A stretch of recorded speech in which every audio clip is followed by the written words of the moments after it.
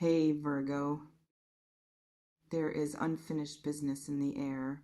You can feel it, not as anxiety exactly, more like a loose thread, the kind that catches on everything, the kind your mind keeps returning to without being invited, because something between you and this person didn't land the way endings are supposed to land. It didn't have the clean, final, this is over quality that allows a person to actually close a chapter. Um, it had the other quality, the suspended quality, the quality of a sentence that stopped mid-word, of a door that was pushed but never fully latched, of something that was left in a state that neither person actually chose, but both people are now living inside. And that suspension, that specific unresolved quality hanging in the space between you, is not nothing. It is actually everything. Drop a comment if you know exactly the feeling I'm describing. That specific incompleteness that refuses to become resolution no matter how much time passes. Because I want to start with something honest. Not all unfinished things deserve to be finished. Some things are incomplete because they were never going to work, because the foundation was wrong, because the timing revealed something true about the incompatibility underneath, because the ending, as uncomfortable as it was actually the most honest thing that happened between you. I want to acknowledge that possibility first, because not every reading like this is about reunion. Sometimes it is about completion, about finding the language for something that never got language, about having the conversation that allows two people to actually move rather than remain suspended in the in between indefinitely, and the probability that what is returning here is that kind of completion rather than that kind of reunion. Dot deserves honest consideration. Can you feel which one you're actually hoping for? Not which one you think you should want, which one you actually want. Tell me in the comments. Because here is what I want to name about the energy around this person right now. There is movement, real movement, not the phantom movement of wishful thinking, not the manufactured movement of someone who has convinced themselves into sensing something that isn't there, but actual energetic movement in the direction of something unresolved between you. And that movement is coming from them, not from you pulling, not from the force of your wanting, creating an illusion of reciprocation, from them, from their own interior reckoning with something that did not sit right when it ended the way it ended, something that has been sitting in them heavy and inconvenient and resistant to the passage of time in the way that only genuinely unresolved things resist. And that resistance is what is now generating movement, because certain things, certain real things between real people, .cana. Remain permanently suspended. They have to find resolution eventually, one way or another. They have to move toward either genuine ending or genuine continuation. The probability that this is approaching one of those resolution points is what I'm reading clearly in your field right now. Can you feel the approach of something that has been stationary starting to move? Drop a comment if that resonates. Now, I want to talk about why they couldn't leave it like this. Because that phrase is the center of everything, and it deserves precision. Leaving something like this means leaving it in the state of incompletion, in the state of words not said and truths not acknowledged and feelings not given their honest form. And some people can do that. Some people have a particular capacity for compartmentalization that allows them to close something that isn't actually closed, and file it under finished with enough conviction that it eventually becomes true, but not everyone and not every situation.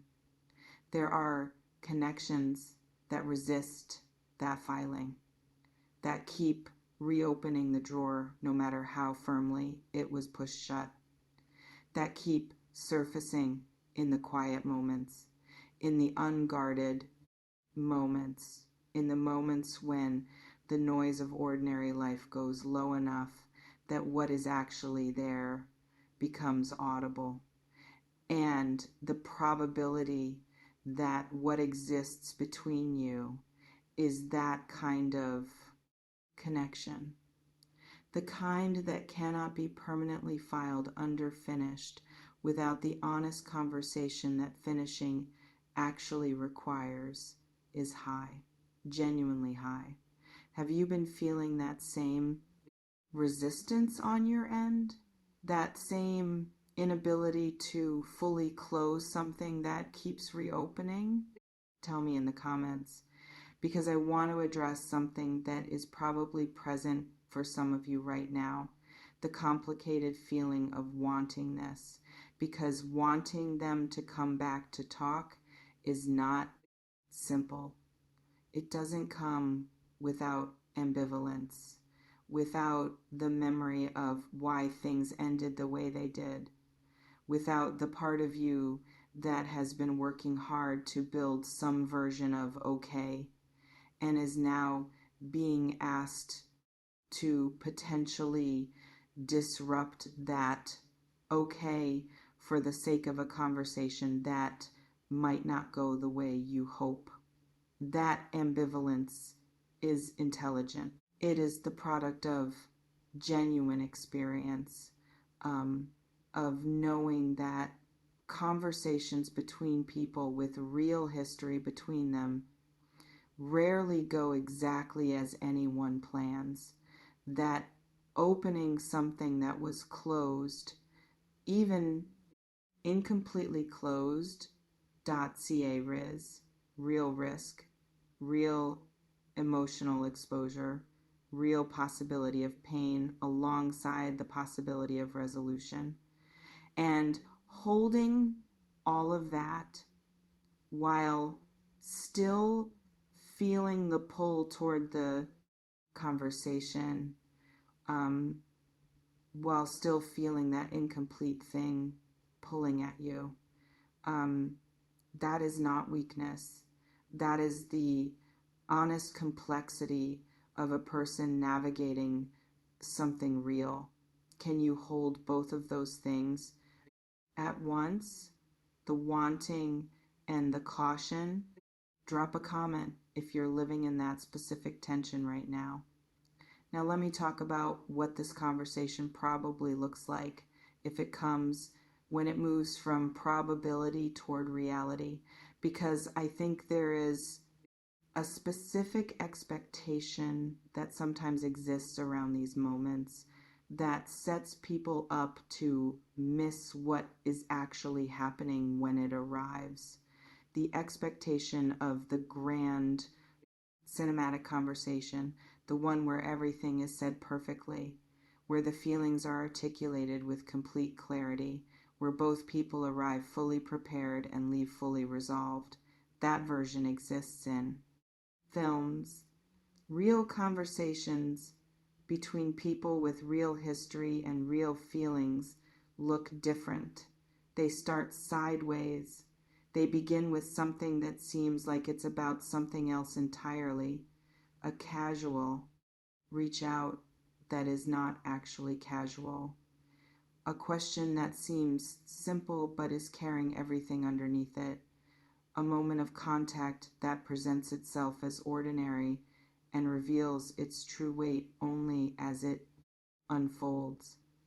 And the probability that when this comes, it comes in exactly that quiet, sideways, seemingly small way is significant, which means the risk of missing it, of receiving what arrives and not recognizing it for what it actually is real.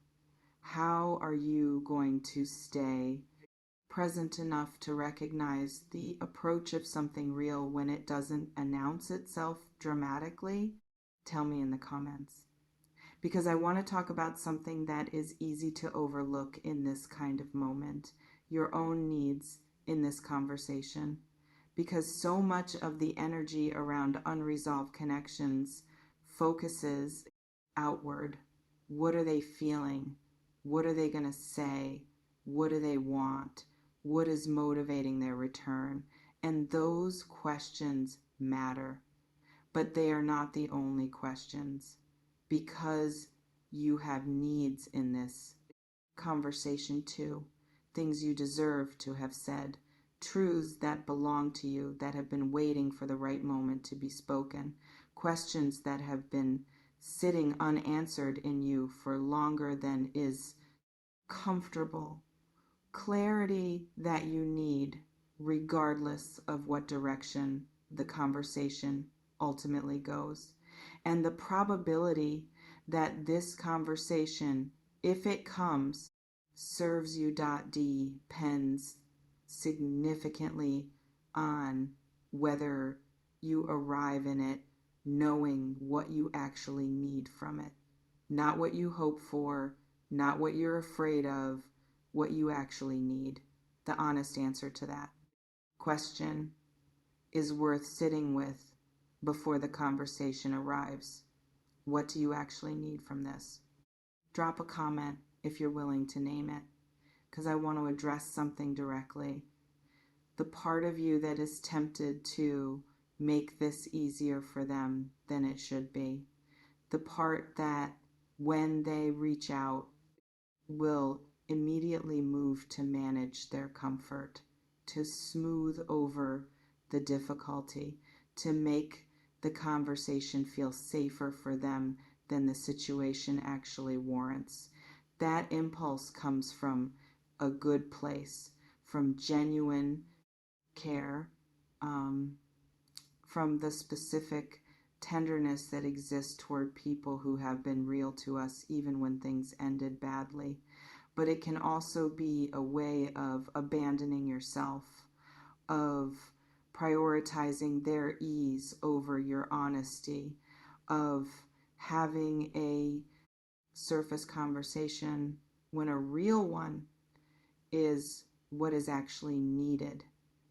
And the probability that a surface conversation here leaves you more suspended than you currently are, rather than less, is something worth considering.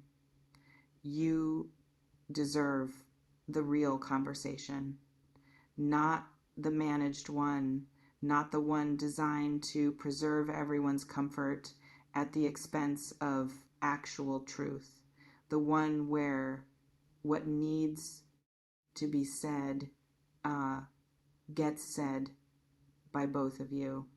Can you commit to showing up for the real version rather than the comfortable version? Tell me in the comments. Let me bring this towards something grounded now, because I want to leave you standing on something solid, not floating in anticipation, not performing indifference, not suspended in the same incompleteness you've been living in, but actually grounded. Here is what is true right now. Something unresolved exists between you and this person. That unresolved thing has weight, real weight, the kind that belongs to something genuine. And the probability that it is approaching a moment of movement, of one or both of you finally finding the language for what never got language, is real. Not guaranteed, not on a timeline I have any right to name, but genuinely, measurably real. And your job between now and that moment is not to manufacture the conversation, not to force the resolution before it is ready, not to reach from a place of anxiety towards something that is already moving in your direction on its own. Your job is something quieter, more demanding in its own way, to stay present, to stay honest with yourself about what you actually feel and what you actually need, to be ready to receive what comes without immediately managing it into something smaller than it is, to show up for the real conversation when it arrives as the most honest version of yourself.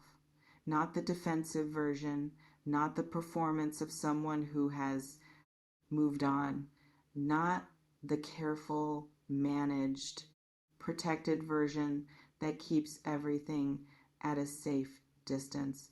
The real one, the one that this situation has always deserved, the one that the unfinished thing between you has always been waiting for. Breathe. That version of you is available. It has always been available. And the moment that is approaching is coming to meet exactly that version. Stay open to it. Stay honest enough for it. Stay present long enough to let it be what it actually is. Because what it actually is real.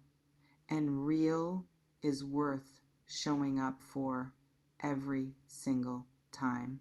Bye.